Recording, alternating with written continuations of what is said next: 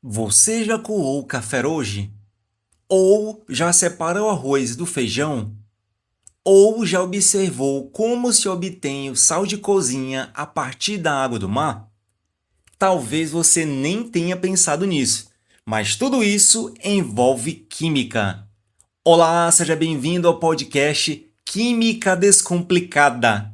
Eu sou o professor Romésio Carvalho e no episódio de hoje vamos entender como a química separa aquilo que está junto. Vamos iniciar com a pergunta: o que é separação de misturas?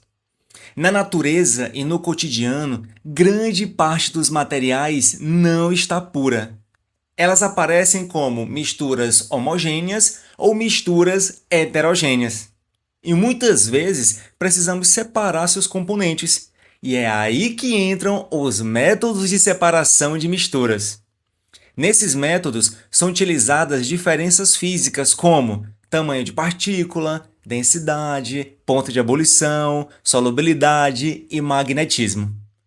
Os principais métodos de separação de misturas são: o primeiro, catação, que é um método simples de separação de misturas e trata-se de uma operação manual, separando partes sólidas de tamanhos diferentes. Por exemplo, retirar pedrinhas do feijão antes de cozinhá-lo. Esse é um processo que evita mordermos uma pedrinha enquanto estamos almoçando. E quem já teve essa experiência sabe muito bem do que eu estou falando. Segundo método, peneiração, que é a separação de substâncias sólidas de diferentes tamanhos através de uma peneira. Por exemplo, peneirar farinha, e ali vai ter uma farinha mais refinada embaixo, e na peneira vai ficar os grãos maiores da farinha. Ou peneirar areia para fazer a mistura com o cimento. O terceiro método é a filtração. Neste caso, é utilizado a separação entre sólido e líquido. Então, quando a mistura é despejada sobre um filtro, o sólido que está dissolvido ele vai ficar retido e a fase líquida passa livremente. E um exemplo clássico que temos aqui é coar café. Neste momento que está sendo coado o café, o pó de café fica retido no pano ou no papel filtro, depende do que você está utilizando, enquanto o café segue livremente passando para ir para o recipiente. O outro método é a decantação. A decantação ocorre na diferenciação de densidade das substâncias que estão presentes. E aqui pode ocorrer em dois casos. O primeiro, com líquidos immiscíveis, ou seja, que não se dissolvem um no outro.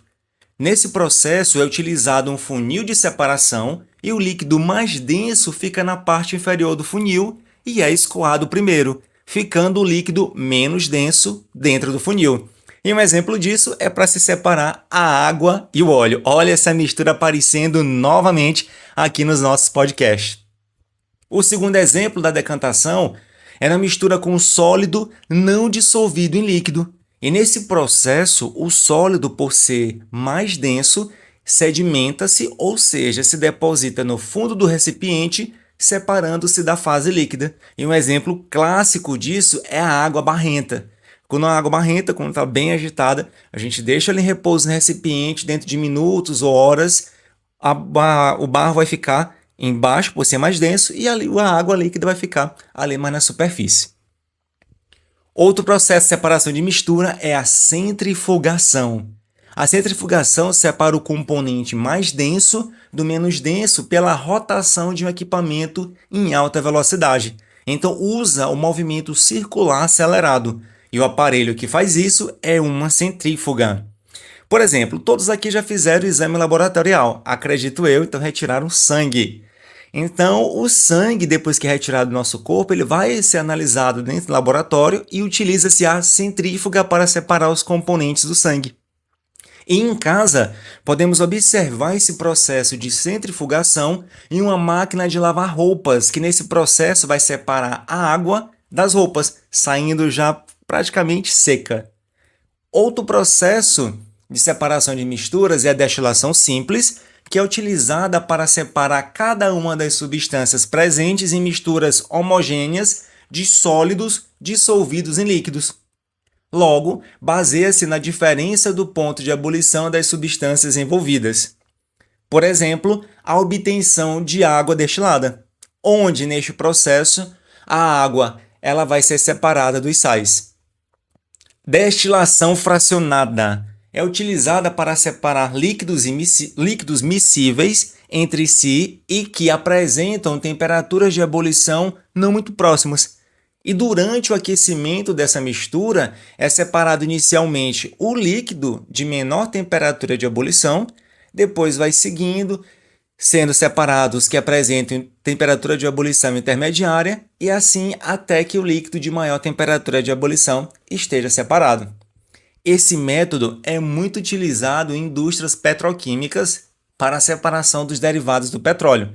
Exemplo, para se obter a gasolina, o querosene, o diesel. Separação magnética. Nesse processo, um dos componentes é atraído por um ímã.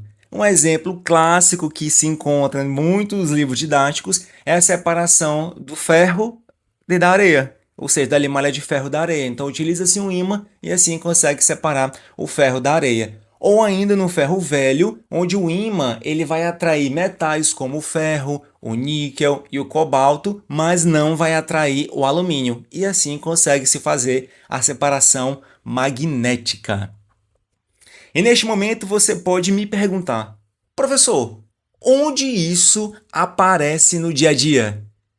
Querido, a separação de misturas está presente no nosso dia a dia mais do que a gente pode imaginar.